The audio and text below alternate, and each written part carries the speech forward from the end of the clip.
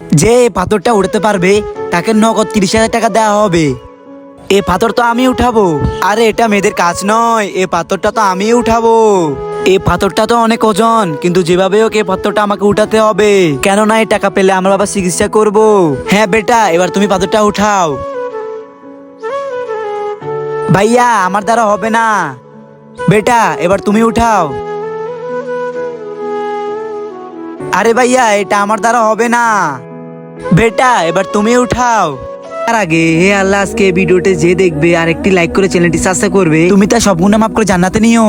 আর যারা না জানা ভিডিওতে লাইক সাবস্ক্রাইব করে, আল্লাহর কোরআন দেখে যারা লাইক সাবস্ক্রাইব করে না, তাকে তুমি থাক আর বলবো না। ভালো মানুষরা এমনিতে আল্লাহর জন্য লাইক সাবস্ক্রাইব করে, আর আমি তো আল্লাহর পবিত্র কোরআন দেখে লাইক এন্ড সাবস্ক্রাইব করে দিছি। আমি শিওর আপনি করেন নাই।